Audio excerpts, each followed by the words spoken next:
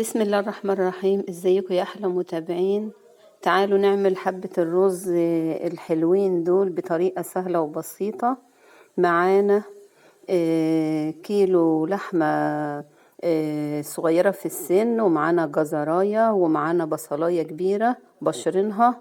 هنعمل أكلة حلوة من نظام الطيبات ومشبعة وجميلة. هنجيب الحلة بتاعتنا على النار، وهنضيف فيها 4 معالق زيت. البصل دكتور ضياء قال عليه احنا ناكله مطبوخ، لكن ما ناكلهوش طري علشان بيتعب القولون. مش مشكلة ان احنا نلوح به لحمة او ندخله في الاكل، ونحاول برضو ان احنا نقلل منه على قد ما نقدر. بعد ما هنسيب البصلة تدبل شوية، هنضيف عليها الجزر اللي احنا بشرينه او منعمينه في الكبة حسب ما تحبي، وهنسيبهم برضو يدبلوا مع بعض كده على النار حوالي 10 دقايق.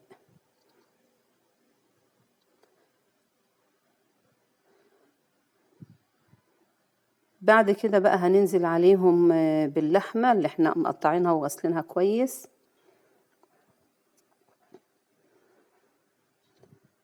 أكلة كلها في حلة واحدة ومشبعة وجميلة وطعمها حلو، وجربيها وإن شاء الله الطريقة تعجبكم بإذن الله. برضو هنسيب اللحمة كده تتلوح ويا الجزر والبصل، ونغطي عليهم لحد ما لونها يتغير كده والبصل والجزر يدبل معانا. بعد كده معانا حبيتين بطاطس مقطعينهم مكعبات كبيرة. كل المكونات في حلة واحدة وطبخة واحدة. وبعدين معانا فلفل أسمر وكركم وملح، هنضيفهم على المكونات بتاعتنا، وننزل بقى بكمية مية مناسبة لحد ما اللحمة بتاعتنا تستوي.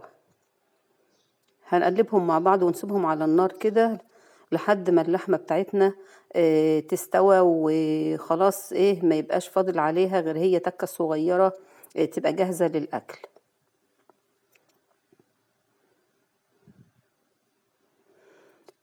لما بنشوف اللحمة ونلاقيها استوت، بنكون نقعين كمية الرز البسمتي اللي انت هتحتاجيها في الطبخة بتاعتك على قد أفراد عيلتك. طبعا بتنقعي الرز البسمتي قبلها بحوالي 10 دقايق، وبعد كده بنضيفه على الطبخة الجميلة بتاعتنا اللي هنقلب بقى كل المكونات مع بعضها وبالراحة كده علشان البطاطس ما تتهرس معانا.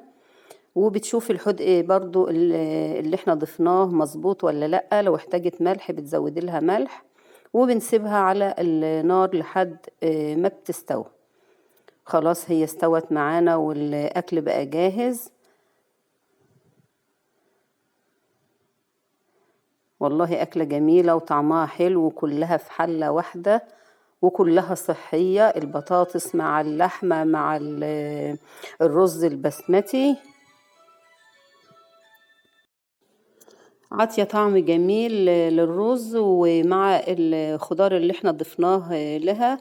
وبألف صحة وعافية يا رب. واتمنى حبايبي ان الطريقة تعجبكم، وما تنسوش الاشتراك في القناة. وبألف هنا وصحة وعافية.